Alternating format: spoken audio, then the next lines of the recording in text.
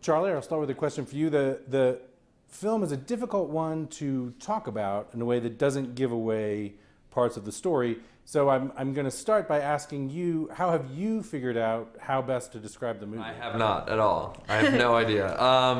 I mean, we can sort of talk about the first 10 minutes, basically, and I guess the themes of it. But yeah, you know, it's about a couple who's struggling, and they go to this retreat house to work on their relationship, and bizarre elements happen there. But at what point did you realize you had this movie that you could only really talk about the first 10 minutes? Well, we had discussed how we, you know, if we go to Sundance, how we were going to talk about it, and I think it's more about thematically what we were trying to say, which we love this idea of, you know, when you first get into a relationship, you sort of give your best self, and you're giving your best qualities for the first year or so, and then all of a sudden those start to fade away.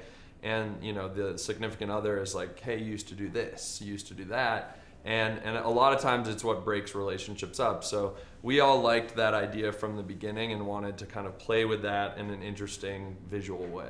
But now, Elizabeth, you're more than used to not talking about what things are really about from your time on Mad Men. That's my line. That's what I've been saying. You just blew that she's on Mad Men. That's a total spoiler. No. Nobody knows that she's on Mad Men. Yes. Actually, in all seriousness, I have sometimes been slightly instructed to not really say that I'm on the show. I think people are getting aware of this. I'm on the show. Yeah. So I'm definitely used to talking around things and about themes, and so this is easy. I mean, I can talk so much about this movie as compared to Mad Men. And now, Mark, you're both not only a star of the film, you're a producer on the film as well. And you, in fact, helped Charlie even in shaping the story. I love the idea that the setting of the story was in many ways the sort of the impetus for a lot of what the story is about. Yeah, we kind of developed this filmmaking style, my brother and myself, we call like the available material school of filmmaking. And we find that those limits that you put on yourself at the front of a movie can help you creatively, you know, not only fight against them, but inspire you to get a project on its feet kind of quickly. I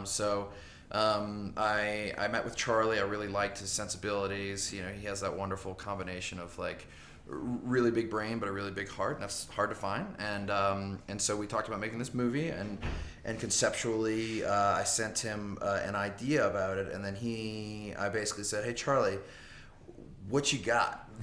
Basically, like what do we both have at our arsenal that could make for a really interesting film? And he told me about access he had to this sort of you know, crazy beautiful property, and basically the film was kind of born out of that to a certain degree.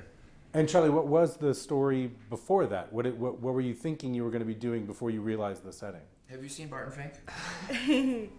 So I brought him into my office, and I was like, I want some of that Barton Fink feeling, but since I assume you are the actual Barton Fink, you have it in spades.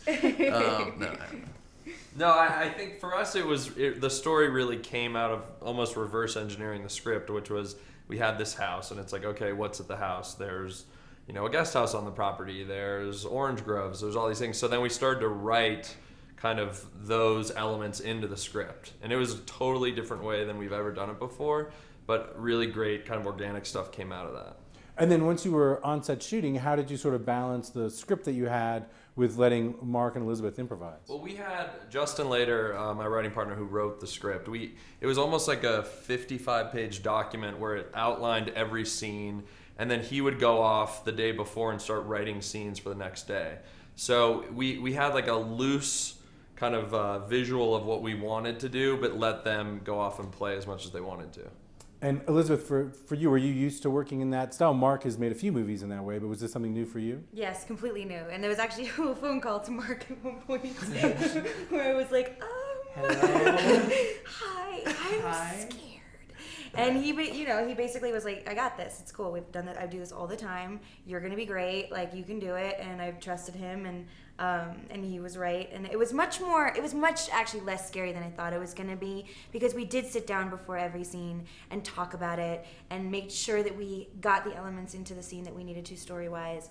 And it was a very, very collaborative process, and it's really fun because it felt like my ideas counted, and if I had a good idea, you know, it was used, and it was okay if you had a bad idea. That was all of your ideas were used. Let's be honest. Really? She really took a great ownership of the female character in the film. It's kind of a dude centric, you know, me and Charlie, and then Mel Eslin, our creative producer, and Lizzie were like on girl patrol. We would literally be like, yeah, no, that's not good. I would totally break up with him if that happened. I wouldn't say that. No, I wouldn't say that.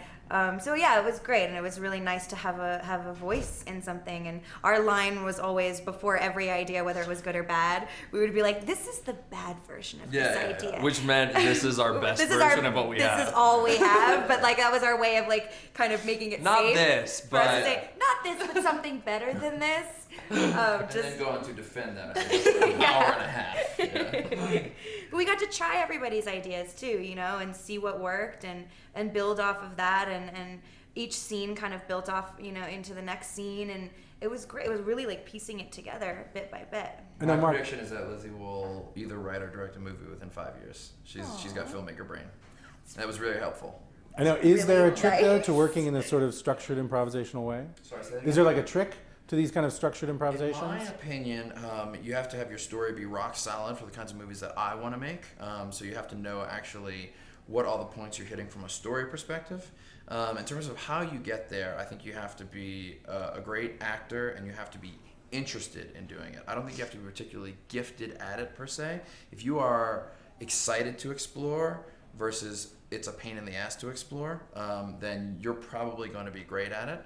And then sometimes you get lucky. And I'm not just saying this. Lizzie's really smart, and she understood the narrative process. She understood that her improvisation needed to propel the movie forward rather than just talk about chocolate banana toasters for a half hour. I love chocolate banana. She loves chocolate banana toasters, but sometimes it's not appropriate, you know. Yeah, it's not appropriate. And so that's just a bonus, you know. I know, Elizabeth. Is this news to you that you'll be directing a movie within 5 years? No, not at all. Yes, of course it is.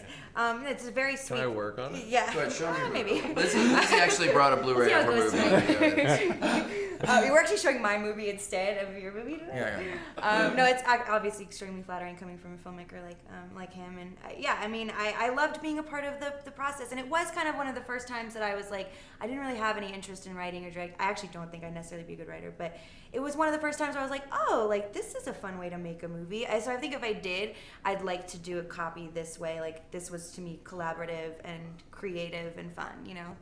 I know. Just the last thing I'll ask is the film was, you shot it on this sort of compound property, and some of you were stayed nearby as well. And so I'm just wondering the extent to which the sort of communal aspect of the making of this movie sort of helped the process. I think we realized when we finished and we actually drove off the property that we all like went crazy. We were literally like stuck in this bubble, and we just like shot all day and then played catchphrase at night. Yeah. And that was all. Had dinner we together did. every night, and like, you know, we'd see each other 4 hours later in the morning for work. Yeah, it was like a really weird, creepy camp kind of. When we had to like do, with older people. Yeah, the last day was in LA, and we had to all drive to LA and do like 1 or 2 more scenes, and it was kind of a little bit of like the awkward morning after situation where everybody was like, we like didn't really know each other. Yeah, they were like in your cars, and you're seen kind of like in your actual element, and it was awkward. We didn't talk much. And that's where we will wrap it up. Thank you to Mark Duplass, Elizabeth Moss, and Charlie McDowell.